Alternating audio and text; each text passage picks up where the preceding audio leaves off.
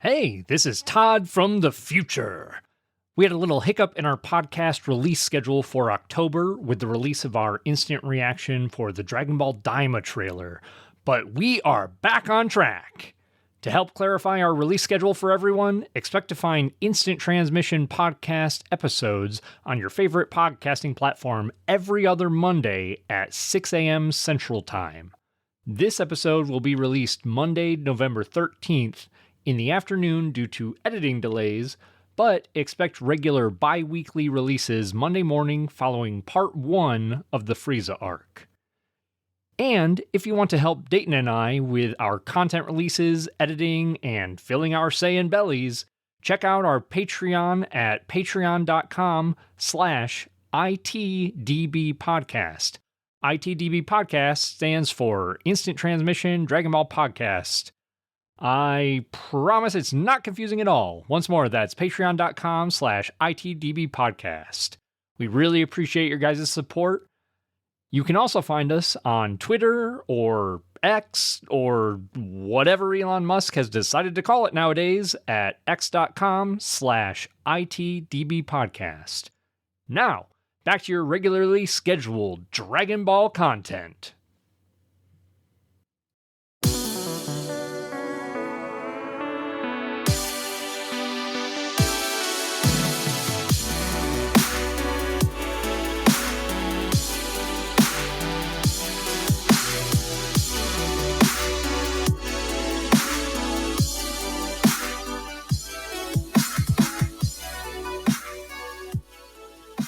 Hello and welcome to Instant Transmission, a podcast where we discuss everything Dragon Ball and why giving characters power levels was great for content creators. Things are really starting to heat up on Namek as our heroes find themselves face to face with the universe's greatest warriors, the Ginyu Force.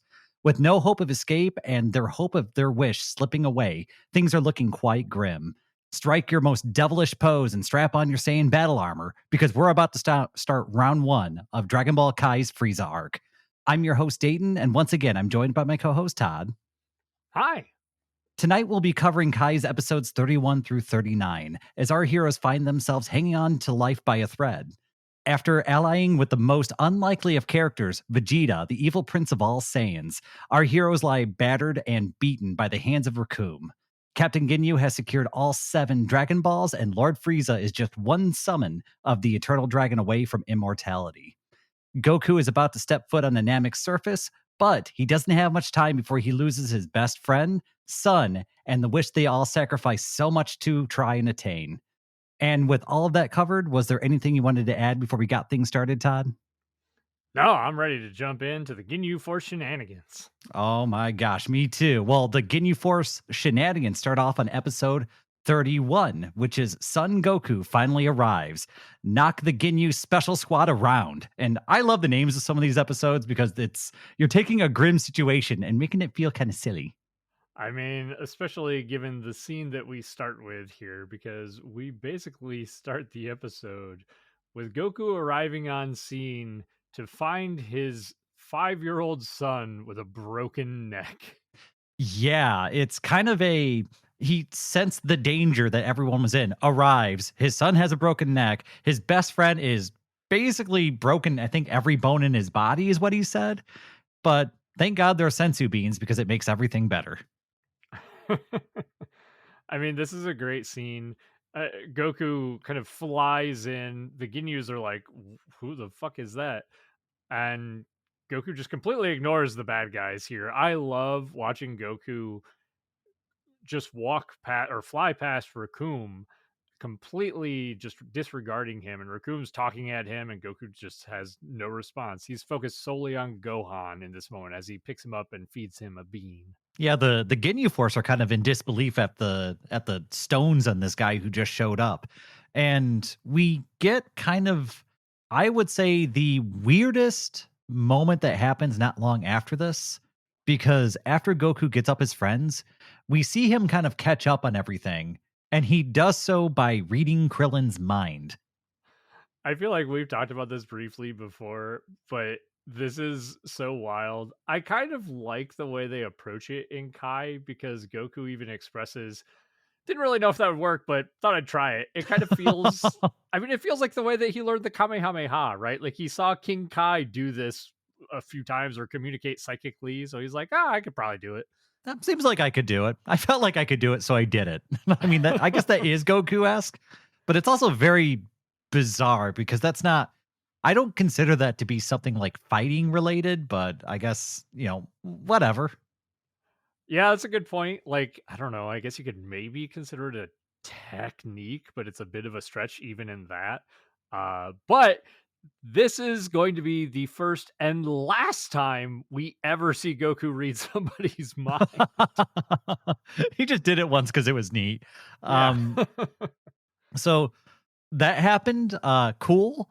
But we do have, kind of a internal debate between Goku and Krillin and Gohan about what to do with Vegeta, and ultimately, they decide that even though Vegeta's been kind of their enemy for most of the time that they've known him, he's done unspeakable damage to their planet, killed their friends. In this dire situation, he's kind of an ally they need, and Goku decides to throw a sensu bean over to him. I think Goku even kind of rationalizes it, saying that, if not for Vegeta, Krillin and Gohan would probably be dead right now. And Absolutely. I mean, he's right, admittedly. I mean, while Vegeta is not a friend, he's kind of a necessary ally. Yeah, and it's at this point that we get to see full confidence, just full erection Goku just step forward and claim that he's going to take on all the Ginyu Force members by himself at this point. And there's a really cool little bit of internal dialogue by Vegeta as he kind of measures Goku and what he's doing and relating him to where he last saw him on planet Earth. And I like this because one, it's kind of a Goku pump up. It's kind of neat. But the other thing is that it shows Vegeta's kind of attention to detail and that veteran fighter savvy as he picks out every little thing that he sees. And I mean, Vegeta, this is a testament to kind of what you're saying, Dayton, how great of a fighter Vegeta is and a experienced warrior, but also how good he's getting not only at like visually reading people, that's probably something he's had for a while, but sensing people's energy. And it's a combination of things here for Vegeta, right? It's the visual, it's sensing Goku's just attitude towards the situation. He seems very confident. And I mean, the Ginyu Force feels like this guy's a chump. They're like, oh, this guy's, what's he going to do against us? We're the Ginyu Force. We're the best fighters in the universe. And then they even get a reading on Goku's power level at 5,000. And the thing that cracks me up though is that I loved Vegeta's little internal dialogue. And then he gets to the end and he's like, so he's a Super Saiyan. And I just kind of died laughing inside. It's amazing. I mean, we've had multiple people mention Super Saiyans at this point, right? I think Frieza mentioned it at one point, and it's kind of funny because they treated it as if it's like this big space legend. Like a bunch of people in space have heard about the legendary Super Saiyan. Yeah, it's pretty fun. Part of it is just the Team 4-star memes just come rolling in every time I hear it, but I don't know, it's kind of refreshing. I like having fun with it.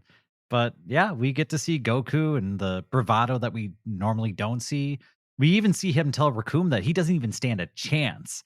And this is 100% true because when the Jolly Giant charges towards Goku, Goku moves at such unbelievable speed that he not only avoids Raccoon's attack, but he surprises Jace and Birder, who's supposed to be the fastest in the universe.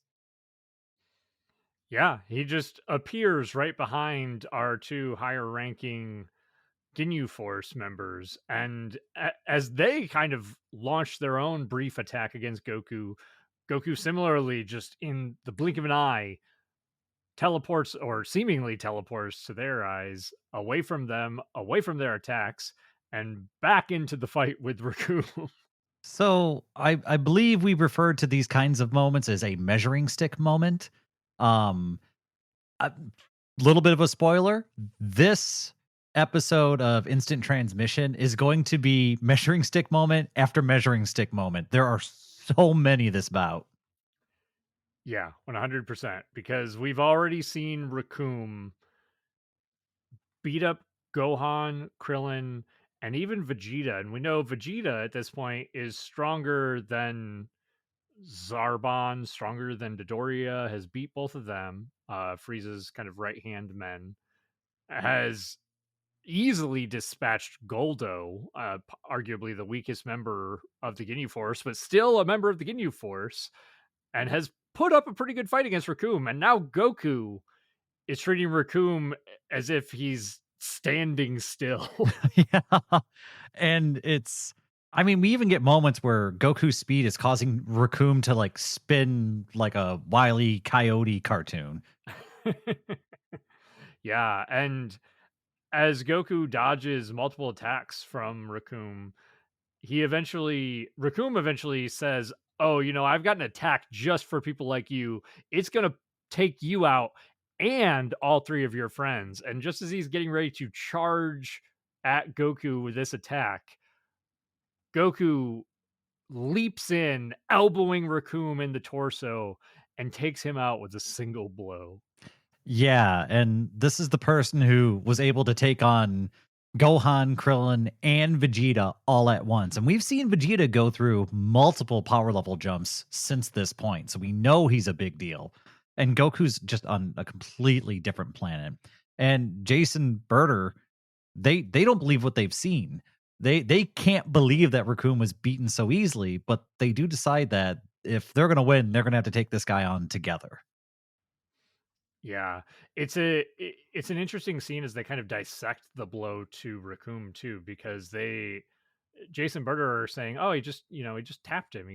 He lightly hit Raccoon," and then Vegeta once more, it being kind of the expert fighter, is expressing how Goku's blow delivered such force through Raccoon's entire body. It's kind of a cool breakdown of this simple attack. It feels like they try here to keep some of the elements of like the original Dragon Ball, where there's still kind of a breakdown of the fighting, even though these guys are far beyond traditional martial arts at this point. Yeah, and I do like it because it's at this point they still don't have a read on Goku's power level.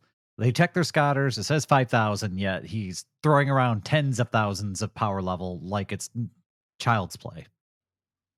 Yeah. I mean, we've got an idea that Raccoon probably falls in the ballpark of like 40 to 50,000 maybe. And Goku takes him out with ease. And so Jason Berter jump into the fray here. They're going to take on Goku together. And as they kind of leap into action, Goku quickly starts putting the hurt on them, punches Jace right in the nose, and then delivers his own counterattack as they try to attack Goku. Yeah, and as they try to attack, Goku is, I mean, they're not landing a single punch on him and he's dodging everything. And there's this really cool pause where Goku just emits ki around him, just knocking everything back. You just see it's not even like a blast, it's just the pure force of his ki emanating from his body. And it's able to knock Jace and Berter back in this big, dusty wind push. It's really cool and it kind of speaks to the power of Goku. Stop. Goku time. Exactly. I really love that scene. I mean the way that he blocks both their attacks, sweeps underneath them, and just blasts them away with ki. It's a really cool visual. And this is further expressing that Goku is not only stronger than Raccoon, but easily stronger than Jace and Berter. And so they decide to whip out their special duo technique. Uh, The seizure procedure?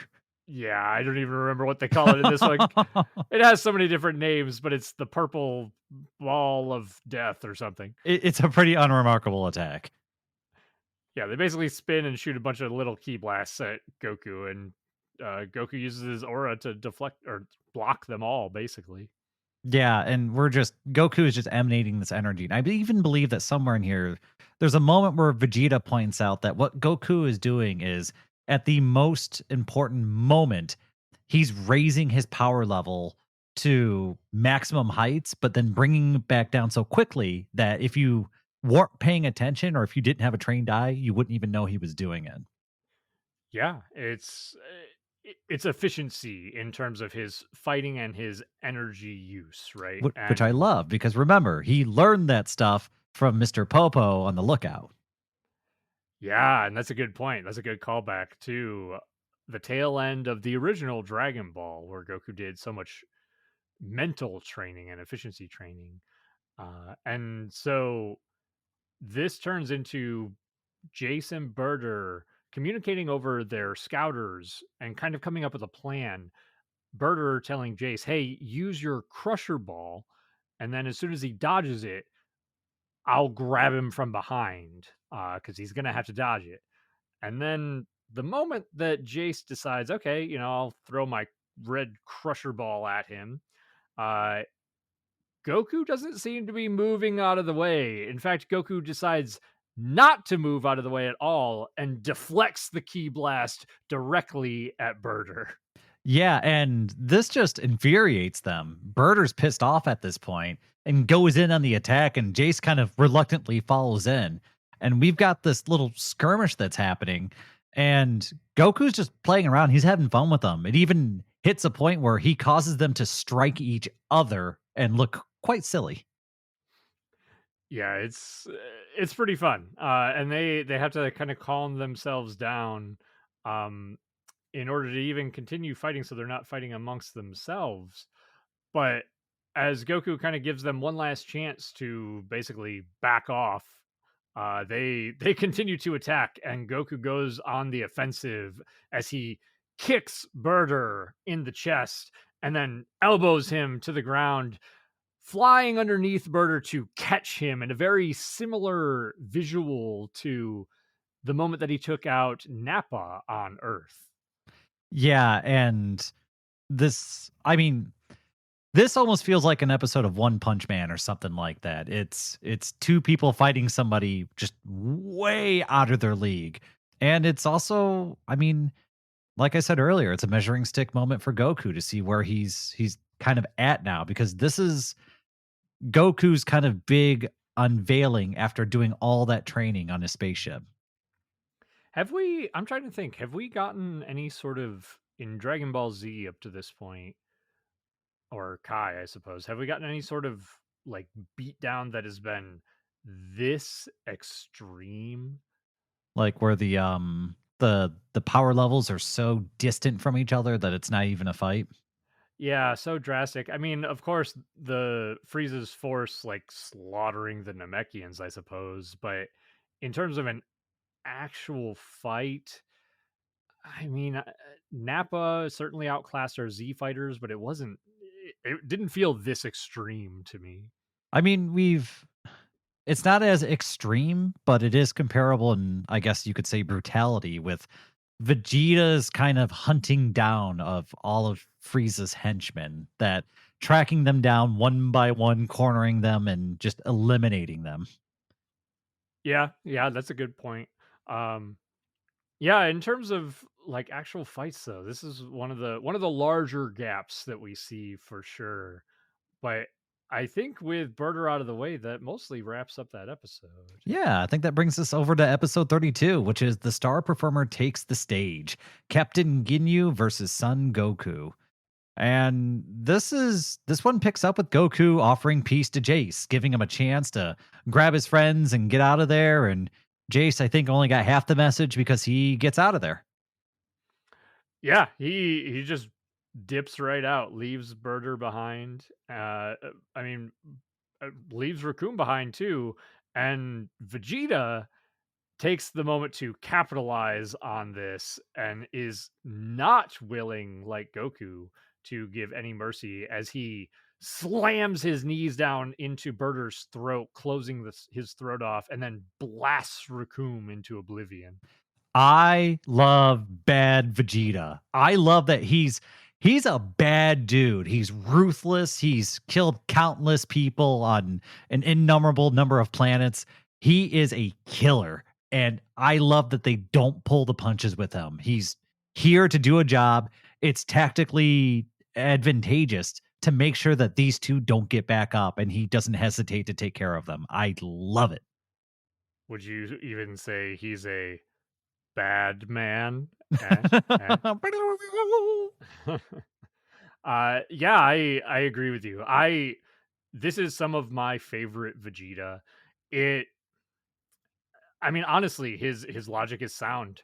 And we're actually going to see coming up Goku's willingness to uh, show mercy kind of bite him in the ass here because the Ginyu Force is not finished as our Z fighters kind of collect themselves. They determine how they're going to move forward, and while they seem confident in Goku's ability to take on the Ginyu Force, they're also trying to figure out, shit, guys, did they make a wish on the Dragon Balls? Because we kind of need the Dragon Balls. Yeah, it's kind of a brief discussion. They know that Frieza has all 7 at this point because Captain Ginyu brought them back.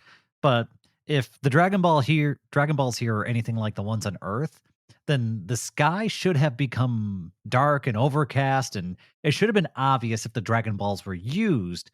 And they're able to kind of piece together that while they have the Dragon Balls, they don't think that they've been used because they don't have whatever key or whatever they need to actually summon the dragon. So they have some time right now.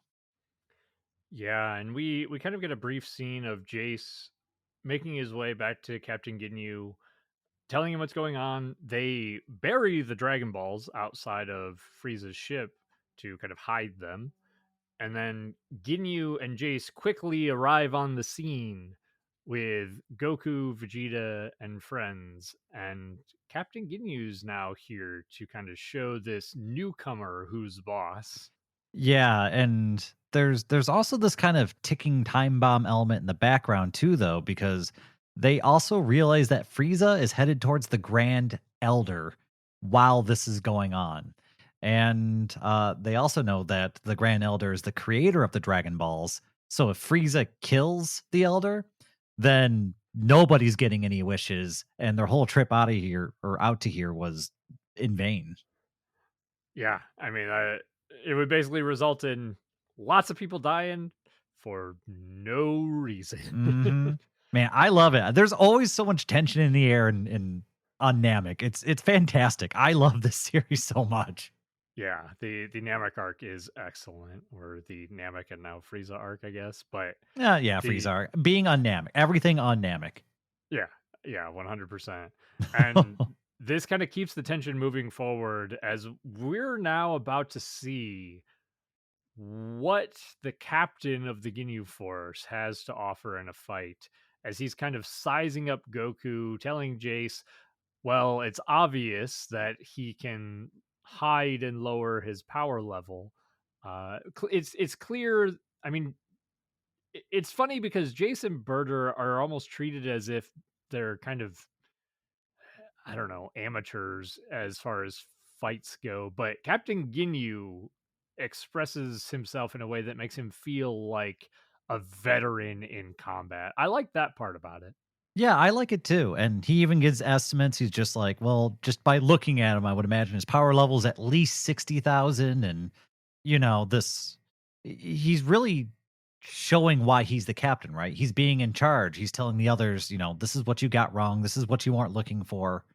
And I mean, it's fun, it's interesting, but the most interesting part is that we now have what should actually be a threat to Goku on the scene. We have the next measuring stick for Goku to go up against.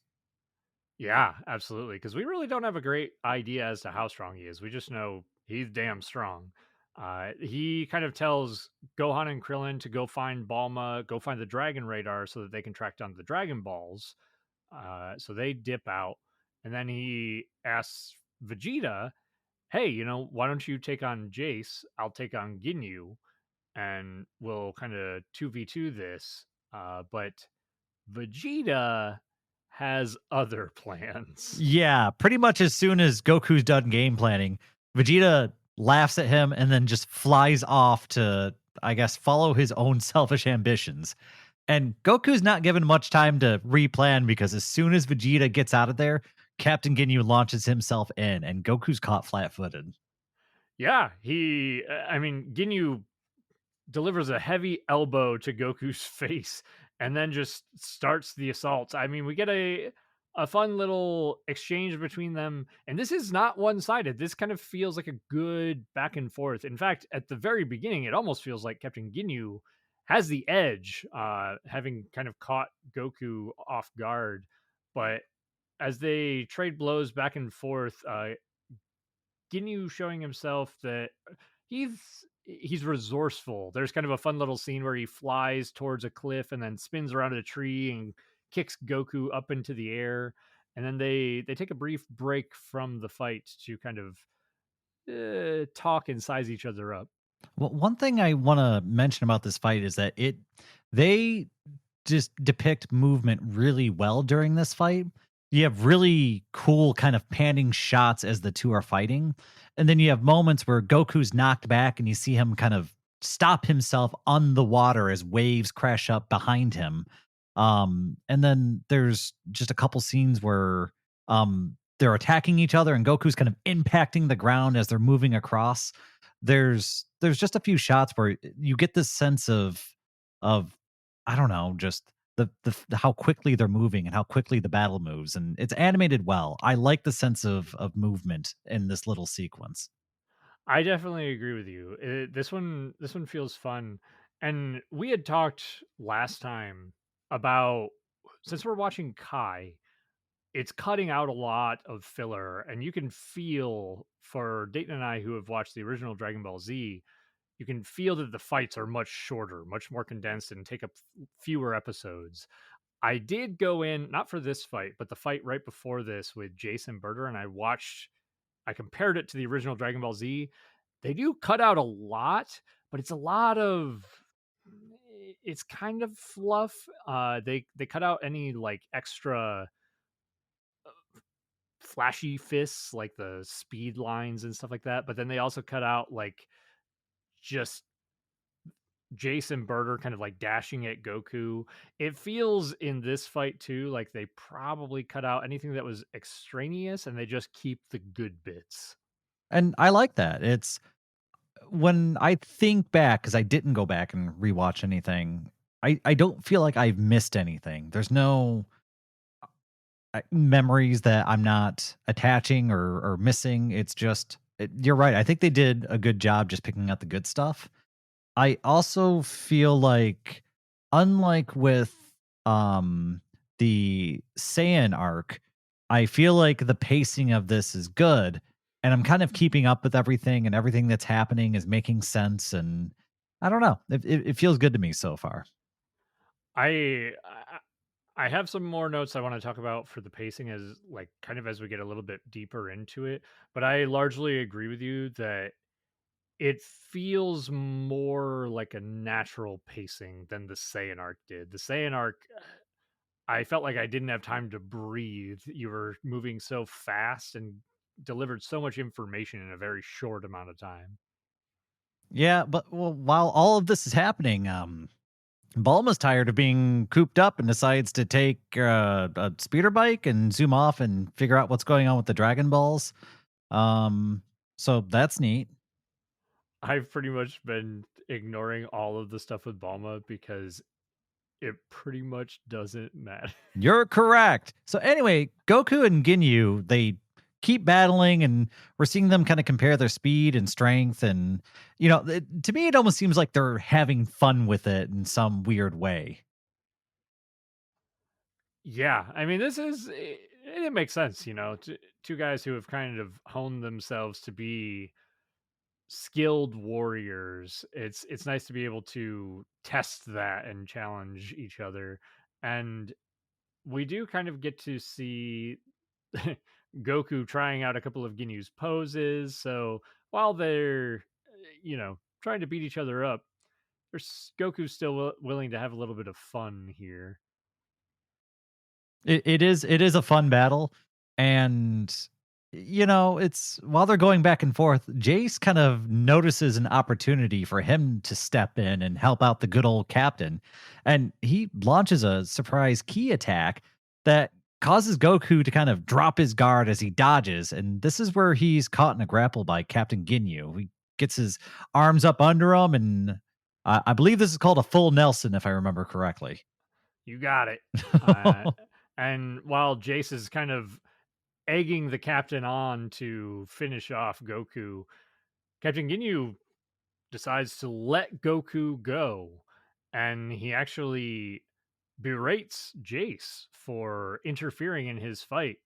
And so we get the sense that even if the captain's not a good guy, he's kind of got a sense of maybe honor, or maybe he's just got an ego and he wants to kind of prove himself in this fight. One way or another, he lets Goku go. Yeah, and so it's at this point that maybe it is that ego, but the captain kind of eggs Goku on to show his true power, to see those depths of energy that he knows is there that Goku hasn't shown yet, and Goku decides to oblige him. And we see Goku begin channeling and even slipping into Kaioken, and as the power level climbs 60,000, 80,000, 100,000, and we end at Goku reaching over 110,000 as Captain Ginyu begins losing his shit.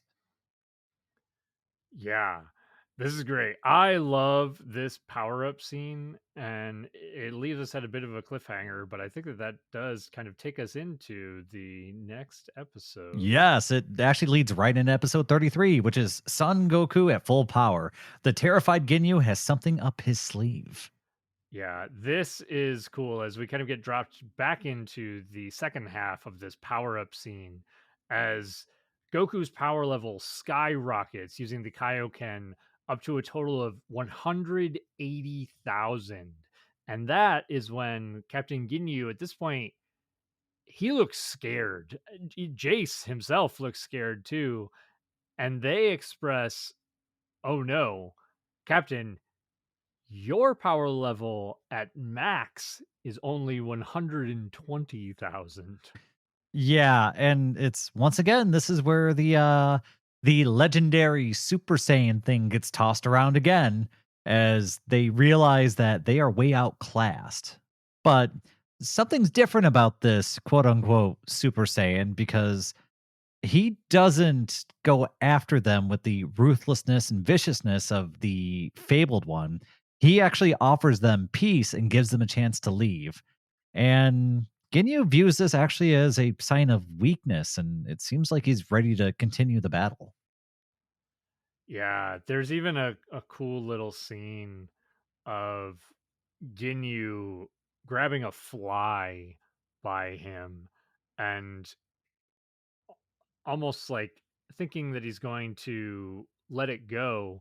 Ginyu instead crushes the fly in his hand. So we kind of get this contrast between Goku and Ginyu here, and it's something that Vegeta has already expressed where Goku's too soft, or at least by everybody else's measure on this planet right now. They think that Goku's too willing to let people go, too forgiving, but Vegeta's not that way. Ginyu's not that way. And so Ginyu gains a measure of confidence saying, yeah, I don't think you're really a Super Saiyan. They're supposed to be ruthless killers. I think maybe you're close, but I don't think you've completed your transformation, which is, I love the foreshadowing in that. It's excellent. Yeah, and while all this is happening, I'm going to go through some flash news, some quick news notes here, because there's a lot of things they touch on in the background. We find Bulma, or I guess Bulma's found by Gohan and Krillin, and that's neat. They bring her back to camp, um, which is cool. Nail arrives back at the Grand Elder's home and prepares to offer his life in defense of his people's leader. Dende's potential is unlocked, and he's ordered off to help the Earthlings.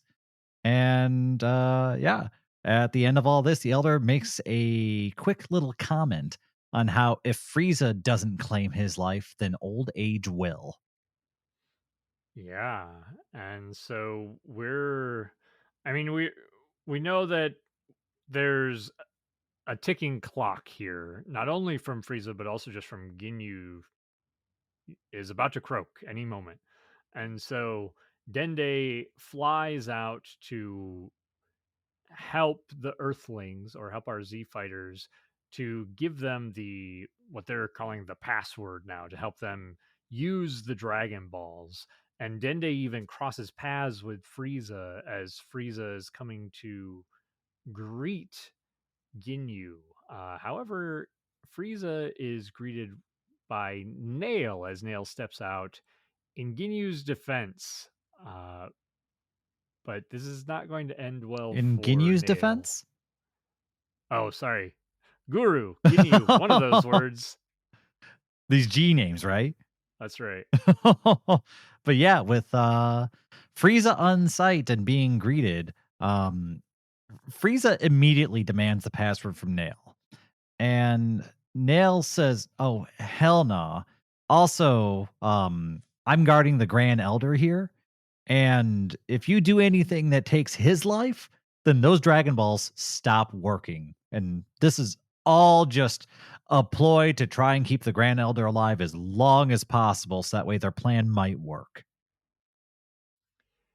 Yeah. And at this point, Nail is about the only person that Frieza can kind of lean on to try and get this password to use the Dragon Balls. So Nail says, well, I'm not going to give it to you without a fight. But if we fight here, the Grand Elder could be killed. So follow me. I'll take you somewhere else and we can fight. And, potentially you'll be able to get the password, uh, which they fly off. And something that I thought was really funny about this is that I'm pretty sure they land in their place to fight in this episode within like a few minutes. I'm pretty sure in the original Dragon Ball Z, Nail and Frieza just flying to their location to fight took like 5, 6, 7 episodes. I mean, I love it because it works for me because it would explain why Frieza got so freaking impatient. There's a part of me that kind of misses how long that took because Frieza got impatient, right? Like this kind of it's just like, oh, we're going and we're there. Yeah, I mean, the whole plan is to buy time, right? And so just the idea of dragging Frieza along for like 20 minutes on a flight and then Frieza finally being like, all right, let's do it. I'm so freaking bored of this. Yeah, I agree. Uh, but yeah, we pretty much arrive at this battleground and Nail charges up. Frieza actually gets a reading. We talked about this I think last time that we recorded. I was curious how powerful Nail is because we don't really get to see him fight anybody but Frieza, and here we actually do get a reading on his power level at 42,000, which is in the ballpark of say a Raccoon roughly. Yeah, I mean, it's definitely respectable. And I mean, it's more than respectable before even the Ginyu Force arrived, right? Like he would have been one of the big players outside of Frieza before the Ginyu Force. Yeah, I mean the funny part is Nail could have certainly taken on Zarbon and Dodoria, but Nail was busy guarding the Grand Elder Guru, and now in this case, Frieza expresses, "Well, that's a great power level you have there, but mine is over 500,000." Yeah, and this is the first time I think the numbers start getting real wonky. This is, I mean, an exponential increase in power. And to even drive it home, Frieza's going to have fun with this fight. And the Lord Tyrant decides to only fight using his left arm. And his left arm is all he needs to rip Nail's arm off. kind of relishing the torture he's inflicting. I still love the visual of this. When Frieza, I mean, Nail chops into Frieza's neck. Frieza takes it, no sells it, grabs Nail's forearm, digs the fingers into Nail's arm and punctures into the skin, and then just rips the arm off. It is, I mean, it's gruesome. But it's visually satisfying. Like it feels brutal. Yeah, it's I mean, this is one of those scenes that's supposed to really reinforce the brutality of the bad guys on this planet. It's really not pulling any punches, right? We've seen Gohan get his neck snapped. Now we're seeing Frieza ripping off arms and I mean doing it in the most brutal way possible. They're really building up these bad guys. It makes for a great watch. Yeah, I agree. At which point, I mean, we are already familiar with Namekian biology through Piccolo, and we see Nail regrow his arm. The interesting part here is Frieza gets another read on his power level and says, "Oh, that's nice that you're whole again, but it certainly took a toll on your power level." So we kind of are given a clear indication that while Namekians can regrow their limbs, it takes a lot out of them to do so.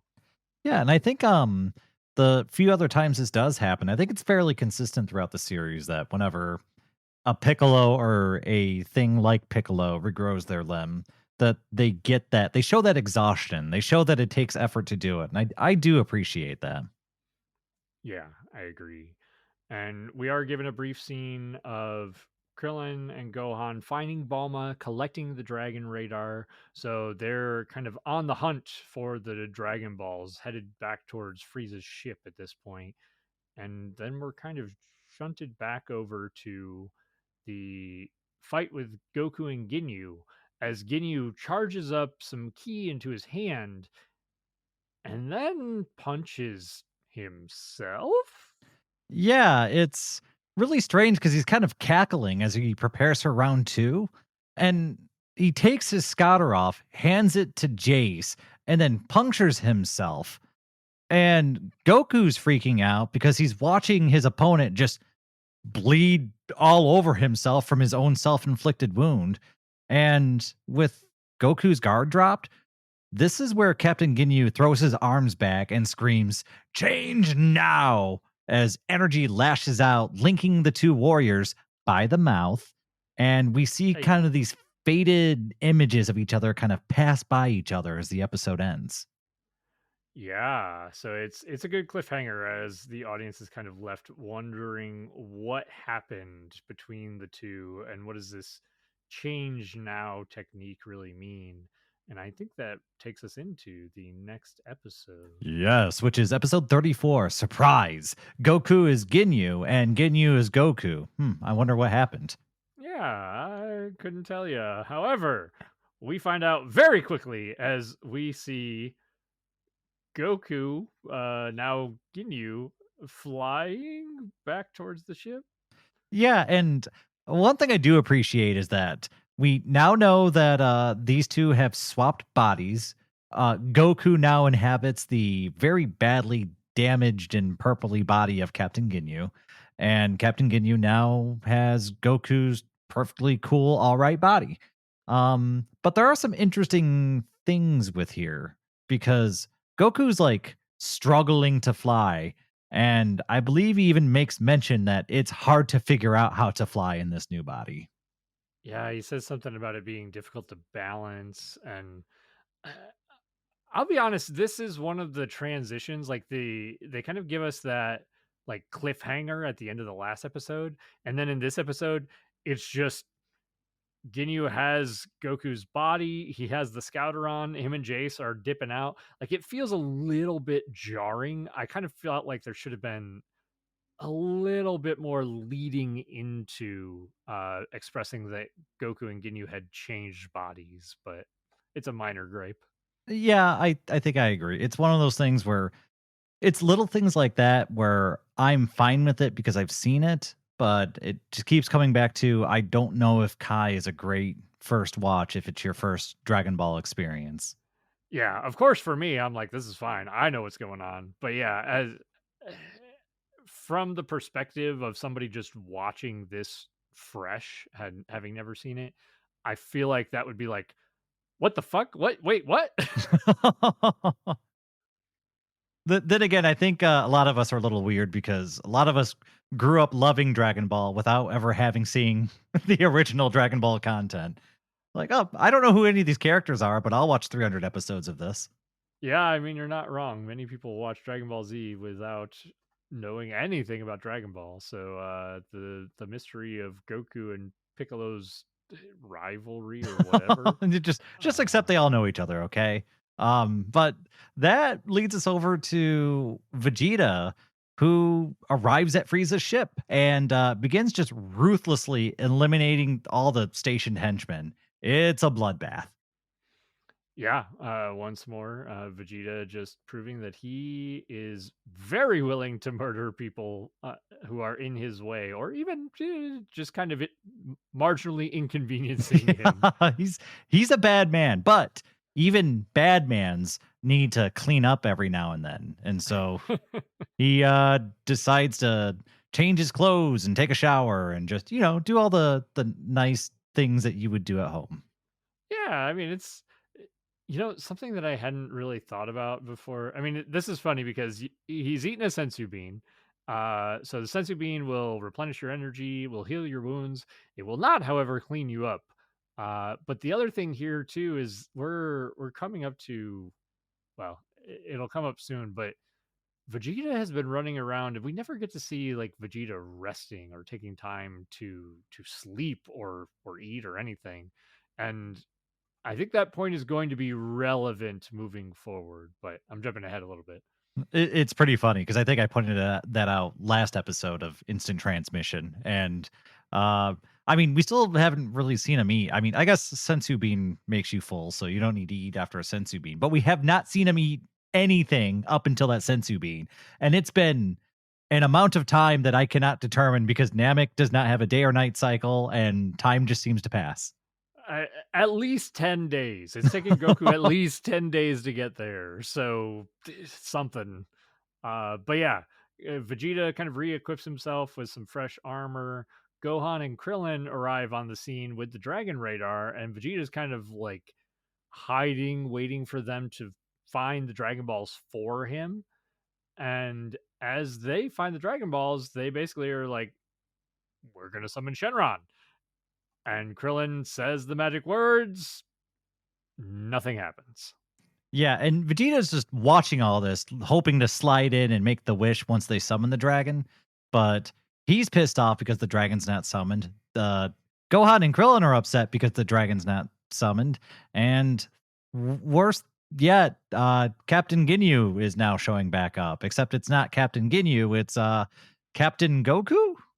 Captain Goku. And he's got Jace in tow, which really throws Gohan and Krillin for a loop as they kind of initially hide and then see, hey, it's Goku, and come out to chat. And they're like, oh, you must have convinced this Jace fella to fight on our side, right, Goku? Well, the cat's out of the bag pretty quickly as not only does Gohan kind of call out that that's not actually his dad, but Captain Goku also decides to deck Krillin right in the schnoz or lack of schnoz. And yeah, things are confusing now because Gohan's pleading with Krillin, telling him that, hey, that's not Goku. Krillin doesn't quite believe him, even after being punched in the face, but eh, it gets even more confusing when Goku and Ginyu's body floats onto the scene. Yeah, this adds additional complications, and they're trying to figure out exactly what's going on, but Captain Ginyu Goku, I was go dreading talking about this in the podcast the entire time. I knew it was coming. So for now, I'm calling Ginyu and Goku's body as Captain Ginyu. And then Purple Goku? sure. I was Or just reluctant. Goku. We can just stick with Goku. Yeah, I almost went with your nomenclature of Captain Goku, but I feel like that is also confusing as much as I like the the nickname. But yeah, maybe so Ginyu right now is in Goku's body. We'll call him Ginyu, I Okay. guess. And Goku is in Ginyu's body. I mean, we could call him Goku or Purple Goku. I don't fucking know. All right. So just understand that Ginyu is in Goku's body and Goku is in Ginyu's body until we say otherwise. That's right. And Ginyu goes on the offensive, attacking Krillin and Gohan, and he's super stoked to try out his new power, his 180,000 power level. And as he starts putting the hurt on our smaller Z fighters, he kind of calls out for Jace, like, "Hey, give me a reading on my power level as I power up here." And Jace is like, it's 23,000, sir." Yeah, it's kind of quiet and hesitant to say it. And even Ginyu's like, yeah, get a load of that. Did you hear that? My power level's a whopping 23,000. 23,000? It's pretty funny. Yeah, it takes a minute to hit. And he's kind of confused, but Goku, who's already expressed difficulty flying in Ginyu's body, says, "Your mind and your body have to be in sync. On top of which, you don't know how to use any of my techniques, motherfucker." Yeah, and it's at this point that we see Krillin and Gohan kind of gain some confidence, and Krillin dives in and goes on the attack, and there's a cool little scene where Ginyu goes to throw a punch and a kick, and Krillin pops off a couple after images where he's like taunting Ginyu, and this is where we see Krillin actually land a pretty good blow on the captain, sending him flying towards Gohan, who's still kind of wrestling with the idea of hitting his dad. It's kind of like it's brief, but it's kind of funny and cool to see Krillin, who is very far out of his depths here, or should be, putting the hurt on Goku. I mean, on Ginyu Goku, but it's Goku's body. Whatever, you Mhm. get it. Yeah, it's fun. And I mean it's always nice seeing the side characters get their moment in the limelight. But this moment, it's kind of a sour one in itself too, because as Ginyu goes flying towards Gohan, that hesitation's enough for Ginyu to just kind of backhand Gohan and send him flying. Yeah, Gohan is unwilling to hit Ginyu, and Krillin kind of says, "What's up?" And Gohan's like, "He looks like my dad. I couldn't bring myself to hit him." And Krillin's like, "Goku's my best friend. I understand, but you just gotta, I mean, you gotta do it. You gotta." Yeah, that's not your dad. You have to understand that that right there is not your dad. And I guess after some coaching, Gohan's kind of on board, and we see Krillin and Gohan start attacking in sync. And once they start working together, they're just landing vicious blow after vicious blow. And Captain Ginyu is eventually forced to scream for help. And Jace is going to step in, but that is until Vegeta kind of steps out of the shadows and makes sure that that does not happen. Yeah. Now Vegeta is willing to take on his opponent fighting Jace. Now that things are looking very much in Vegeta's favor, because if Vegeta can take out Jace, I mean, he's the top dog in this situation right now. And so he keeps Jace busy as they kind of talk for a bit, kind of more or less gives Jace the spiel of, here's your Saiyan handbook, check out my new and improved power level. And Jace is pretty afraid as he gets a reading on Vegeta's power. And rightfully so. It's kind of a panic moment as he starts launching the classic barrage of key blasts that last time I checked has not ever worked. And once again, it's not worked as Vegeta kind of steps through the barrage and out of the smoke, and Jace is evaporated. Jace is no longer on this planet anymore. And this whole time, Vegeta has this menacing smile the whole time. He's a shark that smells blood, and I mean, what a monster! What an absolute monster that man is. It's a brief but cool scene. Like Vegeta coming out of the barrage of ki blasts, you see the kind of like wave of red energy come off of his body as he plows through it. He clobbers Jace in the face. And then while Jace is kind of upside down in the air, he chops Jace right in the ribs, making him cough up blood, and then just full on ki blasts him into oblivion. It's like you said, it's savage, but man, it's cool to watch. And this is like peak form Vegeta. Oh yeah, Vegeta is a bad, bad man, and he's being real bad right now. That's right. But But that pretty much wraps it up to the next episode, I yeah, think. that brings us to episode 35, which is a great turnabout for Goku. Super Shenron come out right now. And with Vegeta having dispatched his prey, yeah, I had to read that slowly. Vegeta has dispatched his prey, and now he sets his eyes on his new target. And it's just with ruthless efficiency that he guns for Captain Ginyu, who, like we read earlier, whose power level is only 23,000, and Vegeta just lays an absolute beating on him. Yeah. I mean, this is pretty short, honestly, as Ginyu kind of is beaten into the dirt. Vegeta is getting ready to kind of deliver the finishing blow. He's pretty. I wish, honestly, I wish they would have covered this more. But Vegeta is clearly ecstatic about not only getting to put the beating on Ginyu, but also get to put the beating on Goku's body at the same time. I But mean, he gets the best of both worlds, right? It's like beating up two of your most hated people at once.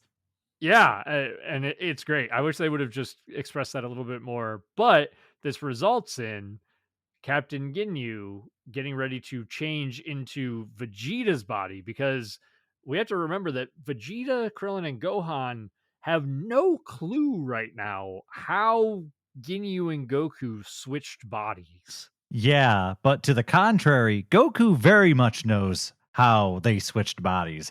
And seeing this technique again, Goku has to summon whatever little strength that body has left, and he leaps into action. And right before the body change technique hits Vegeta, well, Ginyu's body floats in the way, and yay, everyone's back to their original bodies.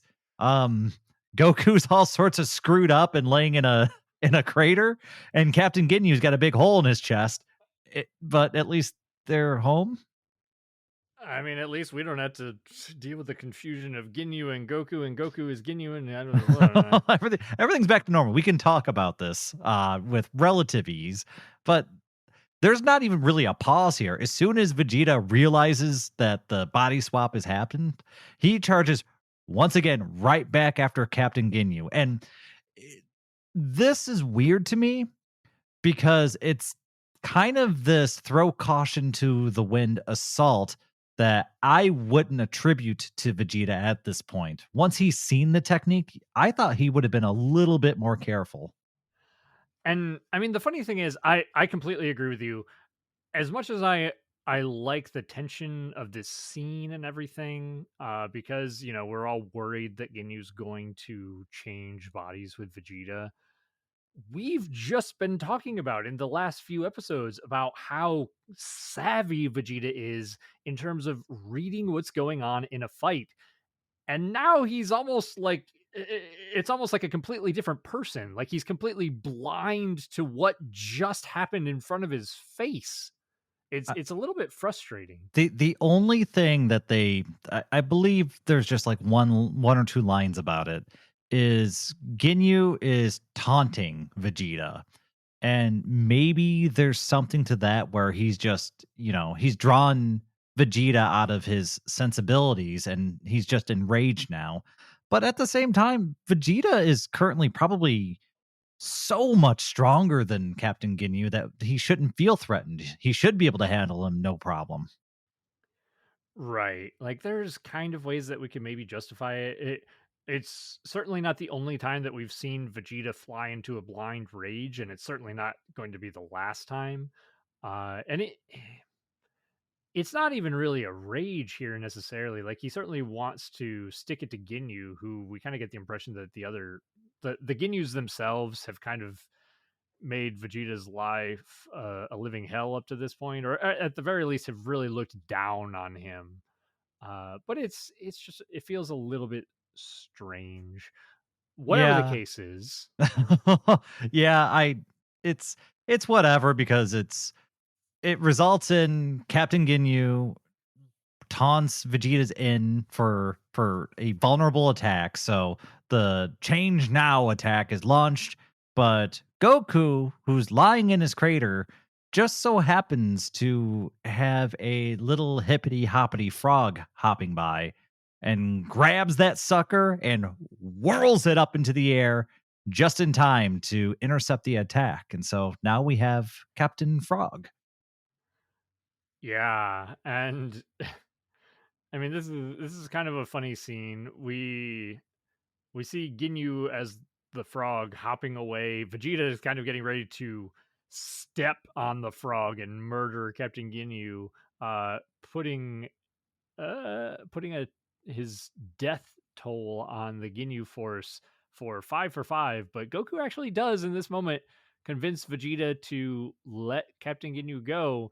And Vegeta, I like this actually because Vegeta says the only reason he's letting Ginyu go is because it's funny to him that Ginyu has to hop around in that frog's body. Which that checks out to me where this is a fate worse than death. You can have this. I'll spare your life. I love that. That feels very at least this era of Vegeta to me. Yeah, and I'm really looking forward to see what they do with Captain Ginyu since he's still hopping around, right? I oh, ah. I forgot about it and then I saw it and I was like, ah. Anyway, we don't know. That's in the future, so we'll have to just wait and see. But yeah, Goku's he's pretty battered and beaten, and he even needs Gohan and Krillin to kind of help him to his feet. And this is where Vegeta takes a moment to, of course, laugh at Goku in his sorry state because you do that before you do anything else if you're Vegeta. And then he kind of mentions that he still has a use for Goku and Krillin and Gohan. And so he sort of starts helping them, and they don't trust him at all. But Vegeta understands that he does need help if he's going to somehow beat Frieza. And so we get this scene of Krillin basically second guessing everything that Vegeta's doing, but it all turns out to be in good faith. They get Goku in a rejuvenation pod. They start putting on Saiyan battle armor. It's kind of a cool scene where everyone's kind of gearing up for the boss battle. It's fun. It's fun seeing, our all of our allies together here. I do also love that before Vegeta decides to help them, he does point out that, oh, it looks like I could murder all of you right now if I really wanted to, but I need you to fight Frieza. Like, just remember who's God King right now, okay? All right? Cool, I'll help you. Yeah, he's fully on top at the moment, because Frieza's not here. But he does express, we're putting Goku in this healing pod. I blew up the good pod, so this one might take a little while longer. Here's some armor for you, Gohan and Krillin. This this is a weird detail that I remembered, but Vegeta says when he puts on the armor without the shoulder pads, he basically says, "Oh, they only have an old model of armor in my size." And then he hands the other ones with the shoulder pads to Gohan and Krillin, saying, "This is the newer model, and they're very elastic, whatever. They work great." The interesting part about this to me is that in Dragon Ball Z in the original dub, it was actually the opposite. It was that Vegeta, when he handed the armor to Gohan and Krillin, said, "Here, these are old models, but they should work just as well." I don't know why that got changed or even where that got changed, if in the manga it was originally this way in Kai. I just thought it was weird that they switched it around. That is weird. Huh. I guess I didn't notice that either because it's such a subtle change, right? It's It something where if you weren't really paying attention, you would miss it. it really doesn't matter in the grand scheme of things at all. I just noticed it and was like, I wonder why they changed Oh, that. great. I'm not going to be able to sleep tonight as I just debate the meaning of switching which armor's new and old. You're never going to know which one is the new model and which one's the old model. I'm not. And why? Why would they change it? Oh, it hurts my brain. That's right. Take that. It's Oh. silly Dragon Ball trivia. But okay, so they put on the old and new or new and old armor, depending on which way you look at it. And like I said, I love this kind of pause before the final battle. This get geared up, get healed up, get prepared because it's just the big guy from here on out. And I love this kind of pause to gather the troops sort of episode. It almost feels like playing a Japanese RPG Yes, video which I game. love. I think that's fantastic. Yeah, I'm totally here for it. But speaking of our big bad, we kind of cut back over to the battle between or battle, Yeah, we'll quote, put that in air quotes. yeah, between Nail and Frieza, as Nail is just bloodied and battered and gives a huge key blast directly in Frieza's face. By the way, I That love the does impact of that key blast because it feels like it hits hard, even though Frieza absolutely no sells it. Oh yeah. I mean, it even you see the ground just destroyed around Frieza, except for this little tiny island that Frieza is standing on. And then Frieza just kind of leaps forward and backhands Nail in the face, knocking him to the ground. I mean, it feels like this is Nail's kind of final moment, but he's laughing in Frieza's face as he grabs his wounded face at this point, uh, because he knows that the Earthlings probably have access to the Dragon Balls and how to summon the dragon at this point. So, okay, what is your because I had mixed feelings about this. What is your opinion on Nail absolutely spilling the beans to Frieza about what their grand plan is?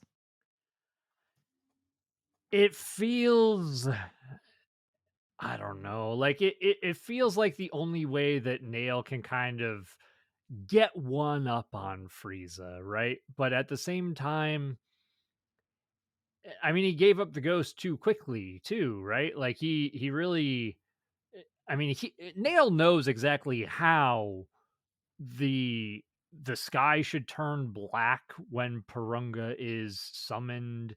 Uh, so Nail hasn't seen that yet. Mhm. I mean, you feel like Nail should at least wait for that Yeah. sign before saying anything. It's like, "Hey, guys, we don't even know if they have the Dragon Balls yet, and you just kind of tipped the giant big bad monster off that this is what's going on." So, because when he spilled the beans there, my thought was, is he trying to save his own life at this point, or is he doing it out of ego? Like, what's the motivation for telling Frieza at this point? And I guess it could be mostly ego, like you said, to get one over on Frieza. That's the only thing that really makes sense to me, especially in the way that Nail in the way that he's acting here, because it's not like he's pleading for his life. It's not like he's afraid. He's laughing. Like it feels more like he's trying to just stick it to Frieza, who murdered all of his race, but his timing could have been better. Yeah, I mean, I think it was one of those like, I'm about to die. I know the Grand Elder's about to die. If there's one thing our race can leave Frieza with, it's that just awful taste of defeat in his mouth. Yeah, yeah, like somebody got one over on him, and this enrages Frieza as Frieza takes off using his scouter to kind of figure out what's going on, doesn't detect I any love of the that scene, Ginyu by the way. Force. Frieza just taking stock and just that slow realization that the wheels have completely come off.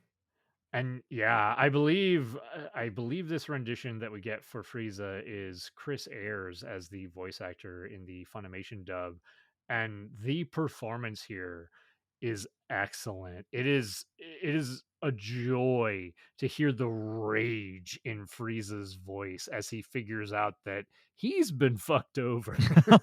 Yeah. Frieza's pissed. Nail's almost dead. Um, but now our heroes have Frieza beelining it straight towards them. And so they're on a timer. But the weirdest thing happens though when we flip back to our heroes. I mean, if I'm remembering right, this kind of turns into Krillin had already taken off to go get the password or whatever from Dende or Nail or whomever, but runs into Dende. They kind of cross paths and meet in the middle and start making their way back towards the ship. Yeah. They start making their way back towards the ship, and then Gohan's back at the ship with Vegeta. And it's at around this point that Vegeta decides that he's tired and the bad man needs a nap. So, and this is what I was kind of talking about earlier. There's a part of me, especially when I watched this in Dragon Ball Z for the first time, that felt like he just ate a sensu bean. Why in the world does he need a nap? But watching through this again, we just talked about the fact that Vegeta probably hasn't slept for the better part of 10 days question mark. So while this feels a little bit weird, there's actually a little bit of logic to it here because Vegeta's just been going nonstop fighting and, almost getting killed multiple times.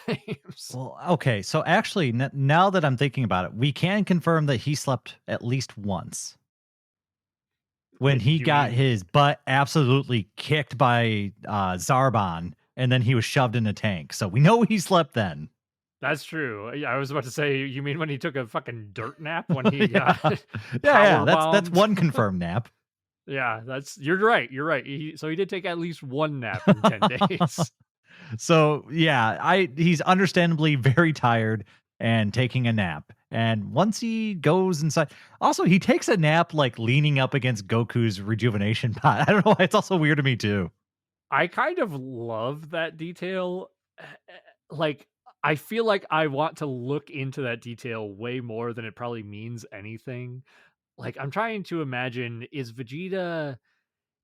he want to be there and ready when Goku gets out? Is he trying to, like, prevent anybody from going in and getting Goku without him knowing? Like, what's going through his mind that he wants to sit there in front of Goku in the healing pod? I don't know, it just made me laugh. I don't think it means anything.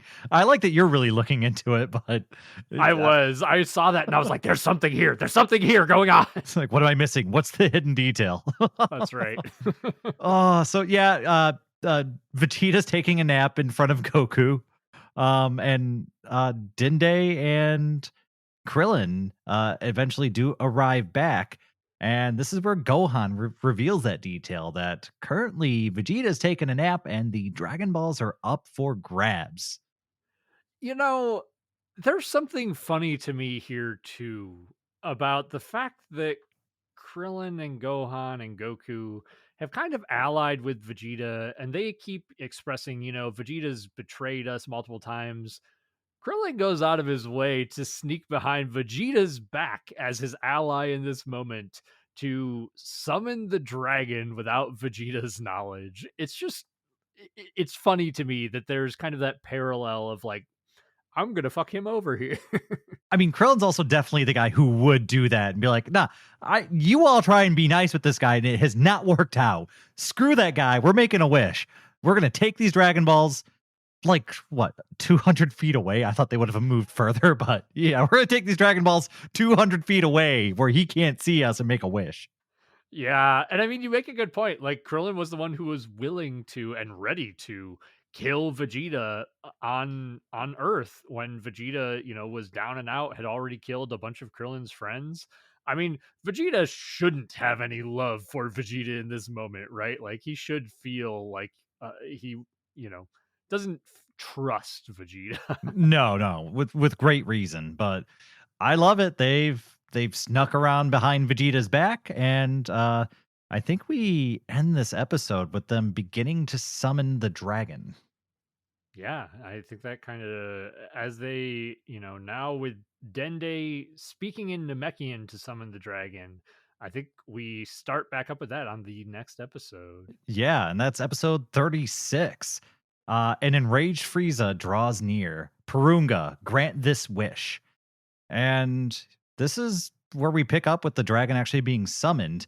And this is the eternal dragon Purunga, god of dreams, which is awesome. I love that title.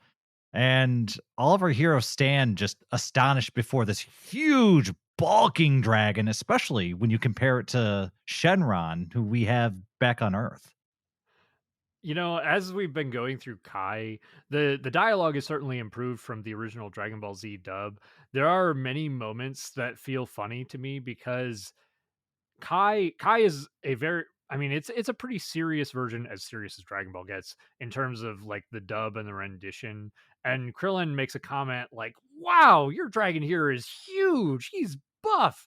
But it really feels about as close to the abridged version of that dialogue without being like over the top ridiculous as Krillin in abridged says, "Oh shit, that's your dragon? He could wear our dragon like a scarf." I mean, it's pretty funny. I mean, I love Purunga. I love that the Namekian dragon is just an absolute alpha of dragons. And this is the home world, right? This is like, they should have this awesome beastly dragon, even if it kind of looks ridiculous. It does look ridiculous, but yeah, I agree. I like that he's, swole as hell. I like that they use his title here. I don't think in the original dub they called him the God of Dreams or the Dragon of Dreams. So I like that that was included. And this is the moment that they've been waiting for as they kind of ask the dragon to bring back all of the people who were killed by the Saiyans on Earth. Yeah, and I mean, this super dragon can grant 3 wishes, but unfortunately, he can still only revive one person at a time, which I forgot that that was a thing. So, Oh, yeah, I forgot that he could only do one at a time. I was just like, "Oh shoot, I forgot about that." Like it did catch me off guard, but as soon as he said it, I was like, "Oh yeah, that's right." yeah, that is the limitation. And so they all go into planning mode, including King Kai and our dead Z fighters with Piccolo, Yamcha, Tien, and Chaozu. Yeah, Uh, and it is kind of a panic moment because a wrench immediately got thrown into the works, but Piccolo decides to kind of pipe in and he more or less uses King Kai and demands that he's wish back first. And there's some doubts and people are unsure, but it makes sense when he brings up that if he comes back, so does Kame and so does Earth's Dragon Balls, which is great. Great thinking. Cool guy coming up with a cool plan, right? Well, this plan immediately goes off the rails when he demands that the second wish be bring him to planet Namek. Oh my god. I love this. I love King Kai's reaction to this. King Kai's pissed off, like, "Hey, I've been telling you guys not to fuck with Frieza, and now you're taking you've just been resurrected, and you're gonna go get yourself killed fighting Frieza." That's the thing. If Piccolo goes there and dies, then the Earth's Dragon Balls are gone again anyway, right? Like, that's what are you doing? Right. This again, abridged kind of points out how ridiculous this plan is and changes it up. It's actually even better. It's just better unabridged.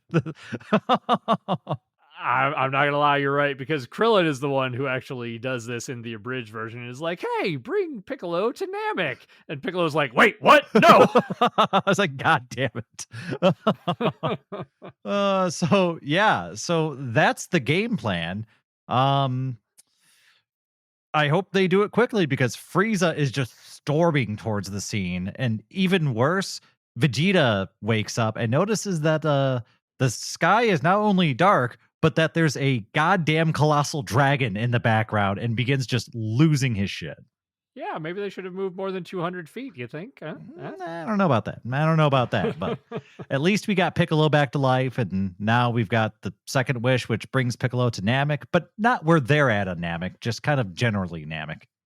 I love that this was just a fumbling of like it they almost make it feel like it was a mistranslation as Dende's like, uh, "Oh, you wanted him to be brought here instead of just on Namek?" Like Dende almost makes it sound like speaking English or common or whatever you want to call it is like his second language and he didn't understand the exact meaning of what Krillin was saying. Or maybe even something like it's the, like with most making wish tropes, if you're not specific, like you'll get what you wish for sort of thing, right? Yeah, definitely could have also been that. But as a result, we're down 2 wishes. Piccolo is alive and on Namek. However, Vegeta now arrives on the scene and he's pissed. Yeah, his anger is just bubbling over as he marches towards, well, our little heroes, because all of them are short, and he grabs Dinde by his collar and gives them an ultimatum: either give him immortality with the remaining wish, or they all die. And Krillin is actually the one who kind of breaks first and says, "Yeah, like we don't have a choice. I don't see any other way out of this. So give Vegeta his wish." Yeah, and so Dende starts to ask the dragon for the wish. However, the dragon starts to act a little bit strange and the Dragon Balls begin to kind of flash. And in that moment, the dragon vanishes, the Dragon Balls turning to stone. Vegeta's kind of asking, "Hey, am I immortal? I don't feel any different. What happened?" And Dende says, "No, the wish didn't go through. Guru is dead." Yeah, and it's at this point where things are seeming really bad.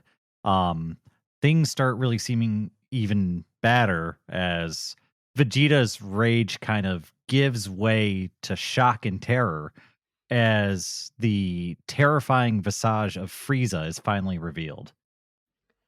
Yeah, I mean, Frieza comes into the scene screaming that they ruined his wish for immortality, and that kind of takes us into the next episode. Yeah, which is episode 37, A Nightmare Super Transformation. Frieza's battle power reaches 1 million. We're getting into silly numbers. We're getting They into silly land.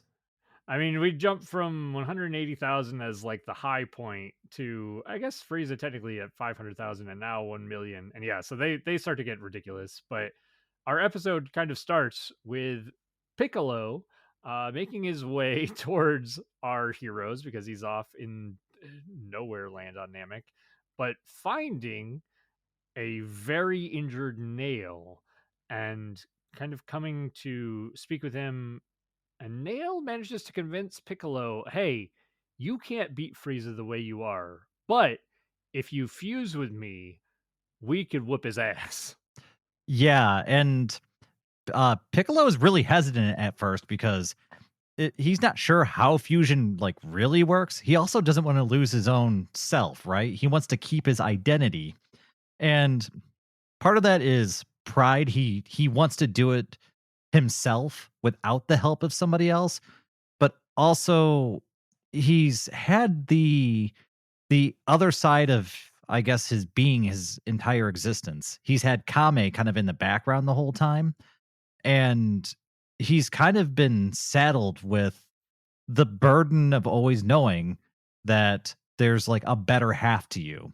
And so I can only imagine how self-focused and how important independence is for Piccolo, because he was cast out. And so it's a big deal for him to bring somebody in. Yeah, yeah, that's a good point. Piccolo does relent though, kind of feeling the power of Frieza in the distance and feeling how dire this situation is. And we get Piccolo kind of touching Nail, and the two forms meld into one, revealing just, what looks to be Piccolo. But feeling invigorated and empowered, he flies off with this new power to make it to help our friends fight the tyrant Frieza. And we kind of cut back over to Frieza attacking our Z fighters. They did change up my favorite scene a little bit. Because he's invincible. He can do it. He's the ultimate Namekian warrior. It's a little better this time, but I like the original more. What? Oh, okay. I was about to say you can do it. You can do it. Yes, yes. I feel good. I feel great. I can win. I'm sorry. The original did it better. I'm sorry. There's not even an argument. Downgrade. Definitely a downgrade. Yeah, that's I don't know. I kind of like that scene for being just ridiculous and over the top in the original. I'm not gonna lie. Me too. I actually appreciate it. It's kind of, I don't know, whatever. I love the memes, so I'm glad it exists. But yeah, we get Vegeta and Frieza's battle beginning, and it begins with a bang as Frieza just starts launching terrifying blast after terrifying key blast.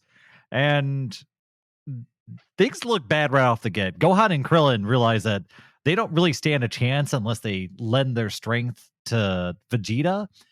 However, the second they step in, Frieza's just overwhelming power instantly forces them back to the point where Vegeta actually steps in to save them. And this results in kind of a cool moment as Gohan and Krillin are beginning to kind of tremble and quake at just the fearsome might of Frieza. But Vegeta is kind of steadying the ship and being the confident leader as he announces that the three of them, if they band together, could easily beat Frieza. And it kind of rights everything, and the troops begin to rally. Yeah, it's cool. I mean, Vegeta manages to even deflect one of Frieza's ki blasts, so we're kind of getting a sense for how powerful Vegeta has become after all of his Zenkai boosts here.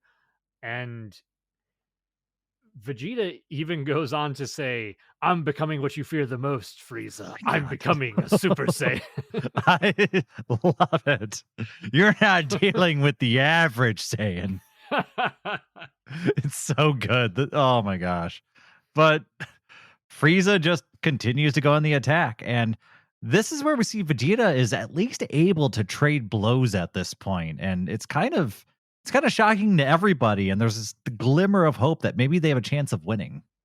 I love the clash between them as Frieza kind of like goes to punch at Vegeta. Vegeta grabs his hand, they clash with the other hand, and then their auras begin to shift and break the ground around them. And the power is so much that Frieza's scouter explodes on the side of his face.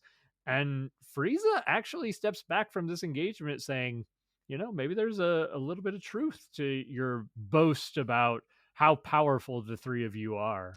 I mean, I just love the battle of egos between these two. It's the Prince of Saiyans and just the evil tyrant ruler of the universe battling against each other.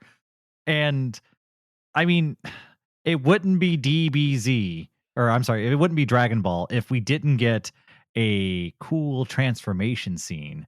And this is where Vegeta decides to egg that on. He tells Frieza that Zarbon let it slip that Frieza has a transformation and Vegeta wants to see it. Yeah, and Frieza expresses that he normally doesn't go into his other form because he can't easily control his power because it's just that vast. But he says, "Well, I'm going to show you exactly what you're missing by not seeing my true power."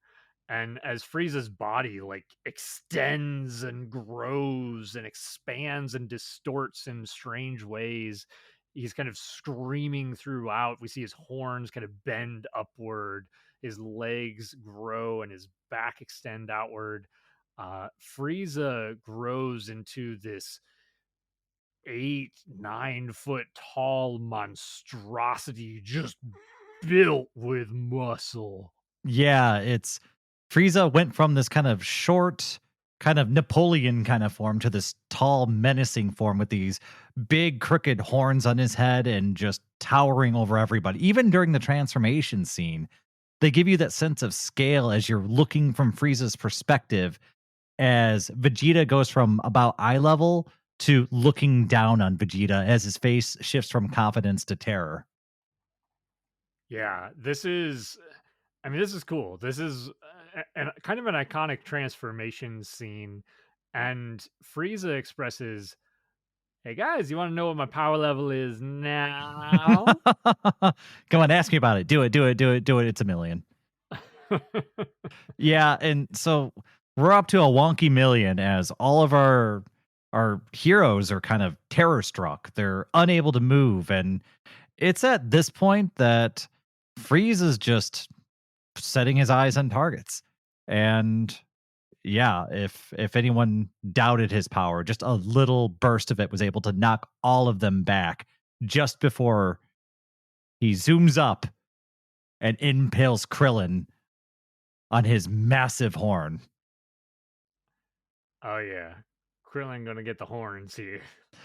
And that's kind of where the episode ends, is Krillin being impaled and blood beginning to drip down as Frieza devilishly kind of licks it as it runs across his face. This is great. I mean the God, the close up of the Frieza's big horn inside of Krillin and the blood pouring out. Honestly, eh, I really like the music that they chose for this scene too. It's almost like it almost has like an opera sort of feel to it, but it's very dramatic. I think it fits really well. I commented on that too. It's got like chanting and electric guitars all happening at once. It's pretty rad. I mean, it's unique. It reminds me a little bit of the what is it, the Final Fantasy movie that came out forever ago when they redid Sephiroth's, was it One Winged Angel or whatever that song is called? Oh yeah, it does have a little bit of a Advent Children vibe. Yeah. It's very rock opera sort of feel to it. But I mean, they're kind of expressing this is I mean, in essence, this is the death of Krillin. So it feels like a very appropriate way to kind of frame this scene and also kind of leave us on this cliffhanger for the end of the episode. Yeah, and that brings us to episode 38, which is Frieza Bares His Fangs, Transcendent Power Attacks Gohan. And this is, I like where it picks up too, because everything's kind of frozen. Time pauses as as Krillin just lies there impaled on Frieza's massive horned head. And we see Gohan just like struggling to think of something to do to help his badly hurt friend. The music here is very somber. It fits the scene. You're almost kind of framing it as saying farewell to a friend. Yeah, it's interesting. Again, I really like the music choice here. It's really well done. The Frieza at this point just kind of tosses Krillin off into the water, and as Gohan kind of dashes forward to try to help his friend, Frieza gets in Gohan's way, and Gohan is not having it as he goes full ass whooping on second form Frieza here. Yeah, and he even demands that Frieza move, and it's an order that Frieza should have listened to, because when that ass whooping happens, Frieza just gets knocked down hard, quickly, even to the surprise of Vegeta, and just craters him into the ground, followed up by a series of just massive ki blasts with one at the end that I, just radiates red energy. Kind of the hatred that Gohan was pouring into his ki was reflected in this blast. I love this scene. I mean, it's both very poetic and also hilarious that this 5-year-old child is beating the ass of the emperor of the universe, who is also arguably the most powerful person in the universe right now. And not only is it a 5-year-old kid, but it's a 5-year-old Saiyan kid. That's insult to injury right there. But I mean, it's it's fun for a second, but Frieza is far from done. About the only thing that Gohan was able to do was maybe put a little dent in Frieza and then give Dende enough time to pull Krillin from the deep waters of Namek. So at least they got his body. Yeah, and this kind of turns into now Vegeta and Gohan are trying to figure out, okay, how are we going to handle Frieza? And Frieza doesn't give them a chance. Frieza goes on the full assault and starts to clobber Gohan, returning that ass whooping. And Vegeta takes that moment to try to sneak attack Frieza, thinking that, he got the best of him, but the key blasts that Vegeta delivers seem to deal almost no damage to this new form of Frieza. Yeah, and this was a big key attack. It was very Gallic Gun esque in its form. And even though it hit home, it did no damage. And this demoralizes Vegeta. We see his arms kind of drop to his side, his mouth kind of just gaping open as Vegeta begins to piece together that there's no way to beat Frieza. Even with all of them, there's probably no chance. And uh, he's kind of out of the fight. He's demoralized. And even though Gohan is still kind of leaping forward and trying to stay on the attack and do something, everything's falling apart as Gohan just gets battered into the ground. And uh yeah, he's slowly crushed underfoot as Frieza begins just crushing the life out of him. Yeah, this is savage. I really like how brutal it shows Frieza being to this child. And That kid's gonna have a lot of trauma. oh Jesus Christ, it's shocking that he doesn't have more trauma. But we kind of move to a scene with somebody saving Gohan with a key blast. It looks like some sort of disc of some sort. And we cut over to our boy Krillin with a Kienzan that cuts off Frieza's tail and followed up with an exploding Kienzan that all kind of like scatter around Frieza, trying to cut him in half. Frieza does manage to dodge the follow up attacks, but this is Krillin being quite a badass here for a second. Yeah, it's really cool. I will say it's kind of jarring having Krillin tossed off and almost dead in the same episode. He gets revived and then come back. So it happens kind of quickly. So the surprise is like, oh, okay, I guess he's all right then. This is one of the areas where I think the pacing does hurt a little bit. But it's still cool. Krillin's a badass, and he decides to take this opportunity to, like you said, lap off a piece of Frieza's tail, but also taunt Frieza into chasing him to buy some time for his friends. Yeah, Krillin takes Frieza on a wild goose chase, eventually ending in I believe it's the Taioken or the solar flare, blinding Frieza to buy time for what we find to be Dende, who has healing powers and heals Gohan. And so now Krillin kind of makes his way back. We've got all three of our combatants at full power again, ready to take on Frieza. And they kind of deliver a flurry of key blasts, but it's still not enough to really phase Frieza.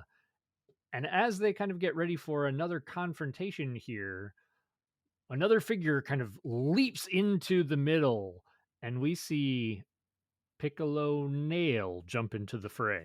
I love his arrival because he kind of zooms in. He's like, he's got his back turned to him. So he's like looking kind of edgy. And then we get this super jazzy, kind of cool intro music.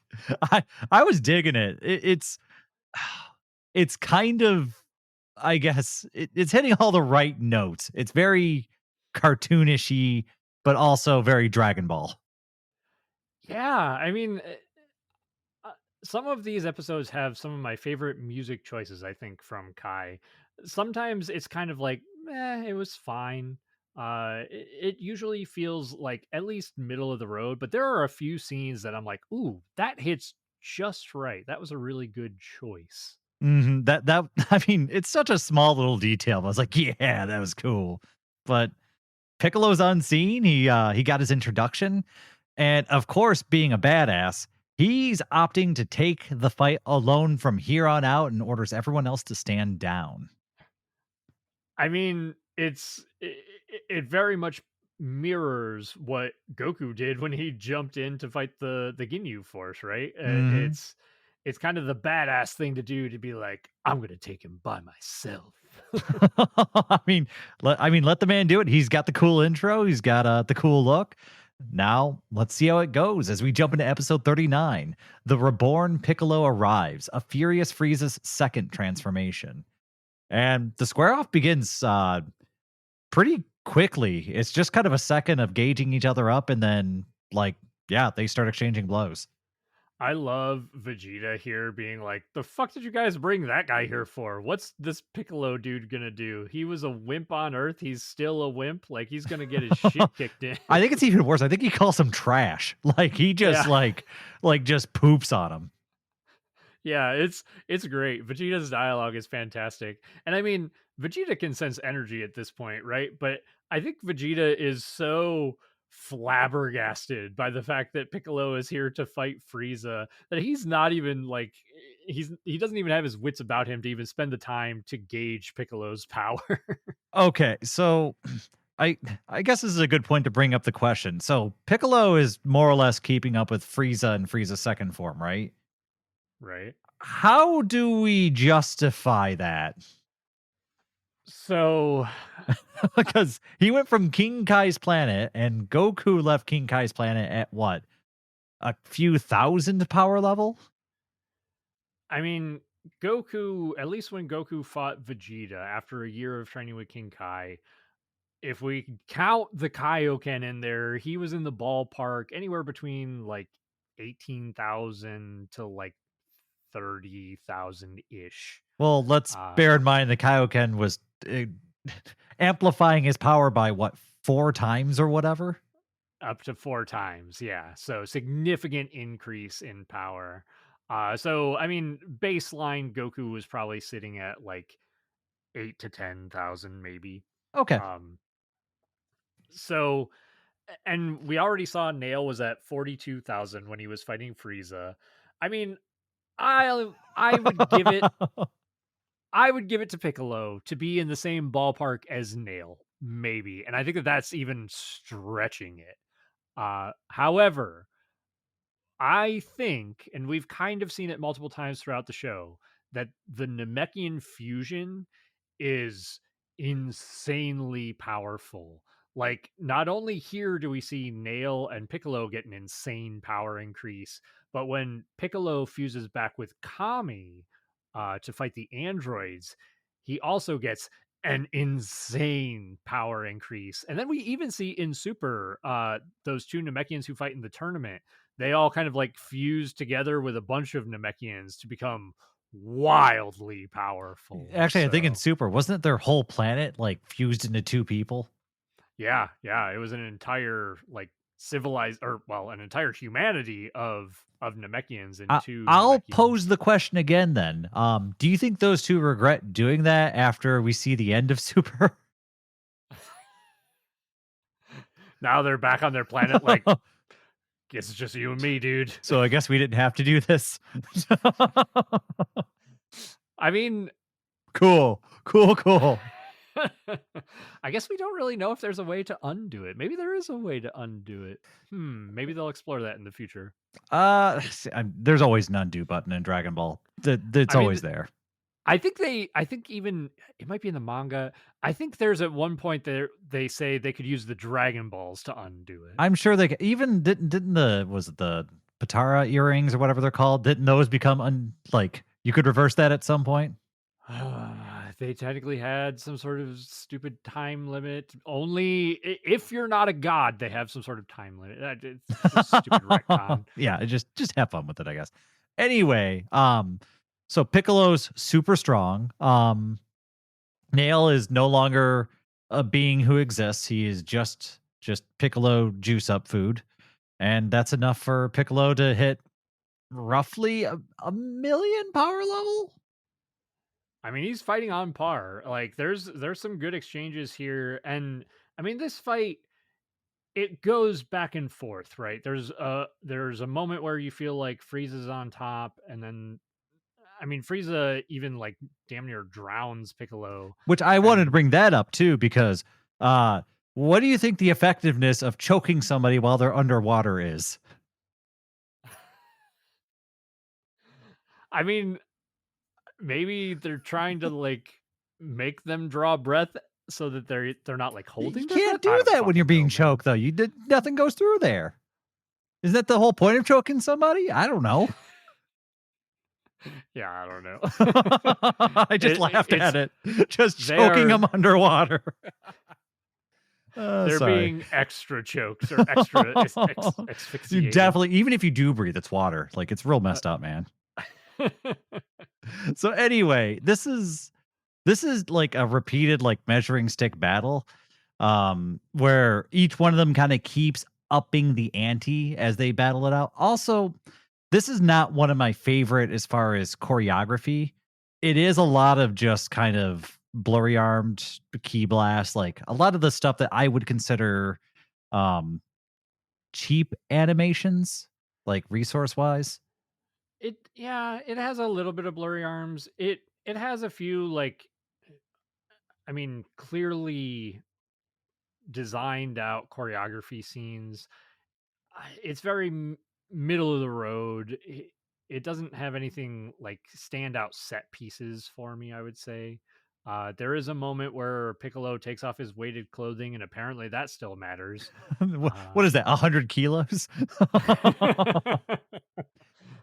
Yeah, and The only little piece of choreography that I really did like is there's a scene where Piccolo and Frieza throw some punches at each other, and Frieza turns and hits Piccolo with his tail, right? Because he's an yeah, alien. That you have an alien tail. Well, Piccolo responds with, while he's flying away, reaching out his stretchy arms and grabbing Frieza. I love them showing off that weird alien stuff that they can do. It felt really cool. I felt the same about that scene. I was like, oh, yeah, these guys are aliens. They are going to fight at least a little bit differently than we expect two humans or even two Saiyans to fight. Yeah, like, and Uh, that sort of thing was fun. I just wanted more of that kind of stuff. yeah, I wouldn't argue with you there. It does kind of come to the culmination of Frieza being like, I mean, yeah, you're strong, but I'm only using a fraction of my power, and Ooh. I've got two more transformations. Oh my god. I love Dragon Ball sometimes. It's one of the most Dragon Ball things you can do is say, one, I'm not using all my power. You haven't even seen my full power yet. And the other one being like, nah, I also have transformation. I have two transformations. Excuse me, this isn't even my final form. Exactly. I love it. I love that trope in Dragon Ball. Just give me more of it. I hope Frieza has 7 more transformations, honestly. Actually, I Eventually. guess depending on how you measure things, there might be a few more down the road. Yeah. But this is where Frieza decides to whip out one of those two transformations, and just like um every time, everyone sits around and watches as Frieza begins this transformation, as red energy kind of leaks out and pours over Frieza's body. And we see the kind of devilish form that Frieza did have begin to distort and elongate. We see spikes popping out of Frieza's back, and the shoulder pads. I guess that's, can you call them pads? I don't know. It's part of Frieza's body. Shoulder organs begin like shooting out, and Frieza's head begins to elongate like a xenomorph from Aliens. As Frieza enters what I think is Frieza's most hideous, monstrous form. This is one of his coolest forms, and it's well, spoilers, it's not around for very long, but this is I mean, at this point, Piccolo is kind of sizing up Frieza in this new form, and obviously Frieza's gonna be more powerful, right? But Piccolo thinks, oh, he's got all this bulk to him. I'm just gonna outspeed him. And Frieza shows Piccolo that that is a bad idea very quickly as Frieza kind of zips out in front of Piccolo and cuts him off multiple times. Yeah, and Piccolo is, I mean, He's not ready for this big power increase, and we see him kind of start receiving brutal blow after brutal blow as he's beaten back. And I mean, Frieza's on a whole different level and could easily finish off Piccolo in a heartbeat if he wanted to. But being an evil tyrant, you don't want to give them the easy way out. And this is where we see Frieza using what I consider to be one of Frieza's most iconic moves. He begins shooting these little pinpoint lasers that just are incredibly hard to block and see, and starts just picking apart Piccolo one little shot at a time in rapid succession. And Piccolo just has to sit there and just kind of, I guess, watch his own body be ripped apart, kind of little puncture by little puncture at a time. Yeah, this like death beam barrage is super cool as Piccolo's getting just annihilated. And the rest of our heroes are kind of watching on the side, and Gohan starts to he's had enough. Like he can't just sit there and watch his teacher get murdered by this new form of Frieza.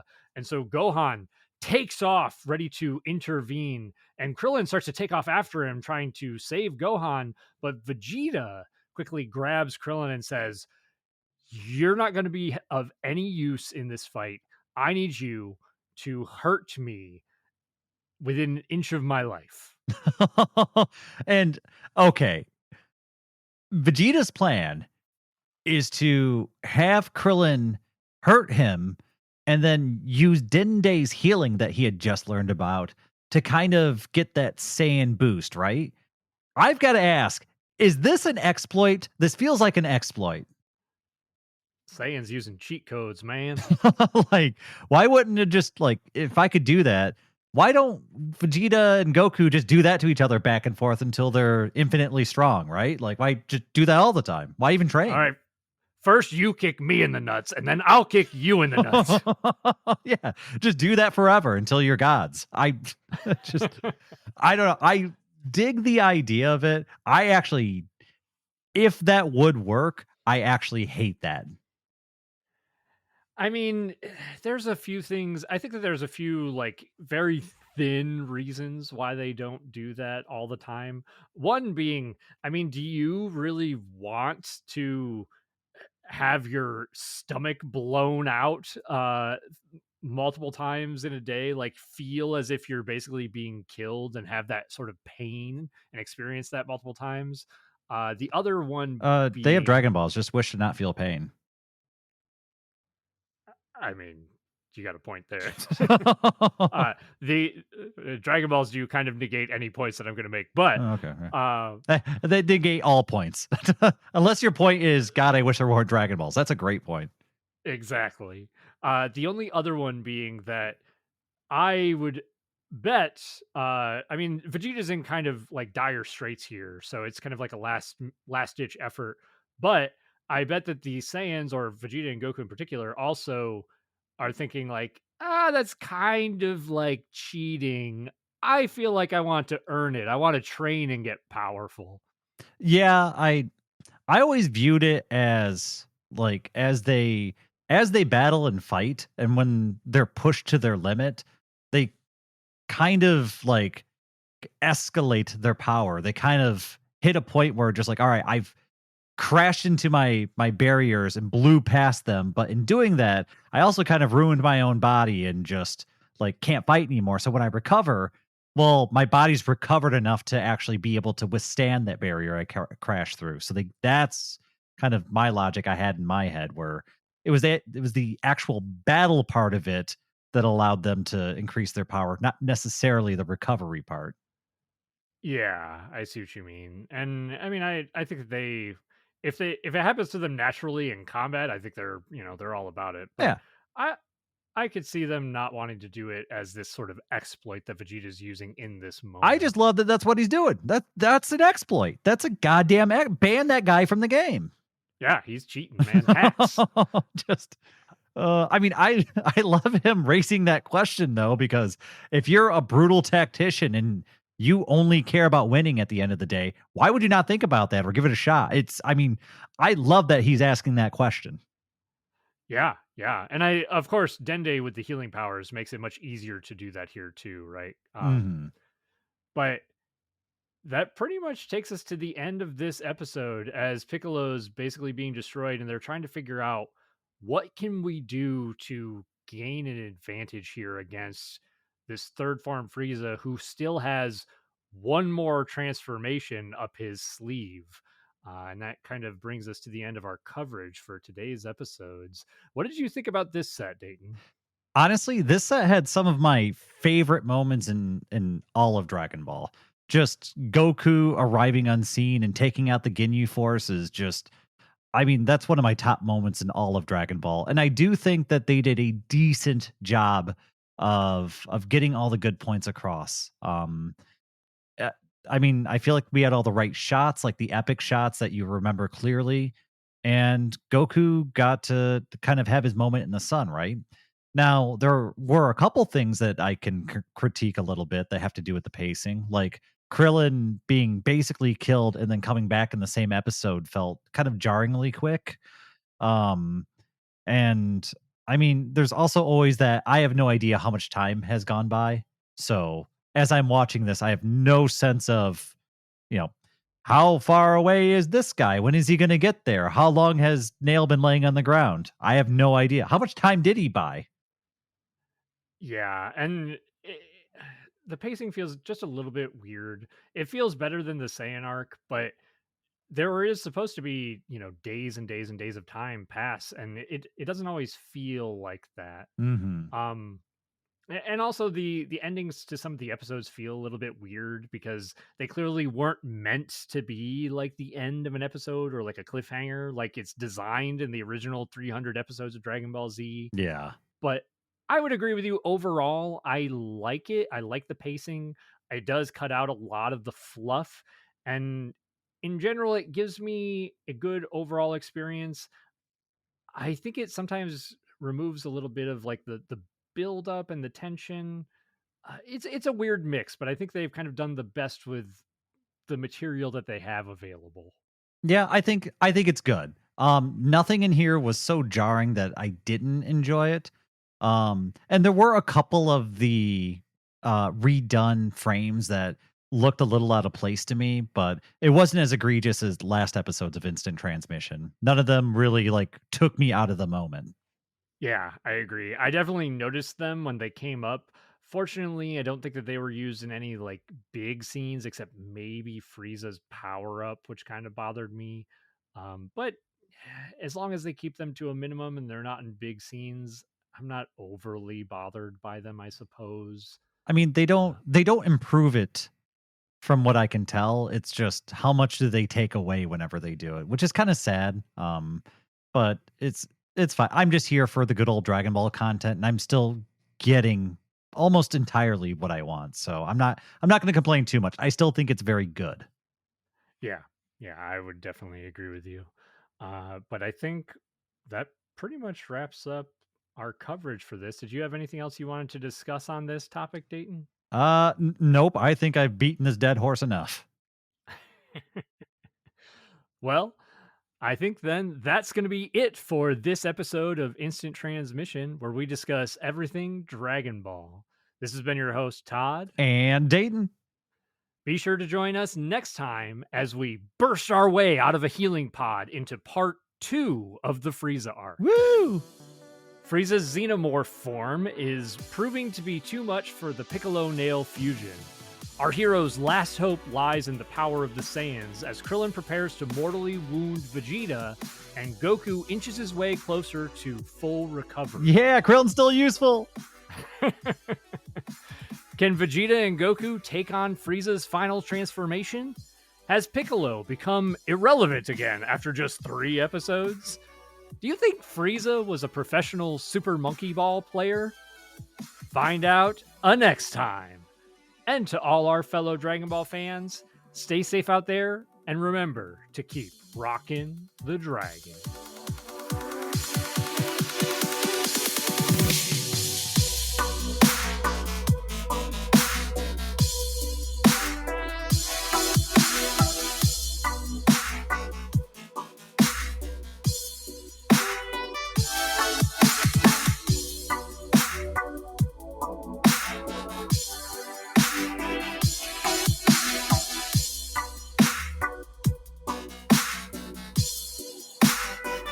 See, this is why we need TV. Na na na na na na na na na na na na na na Dende.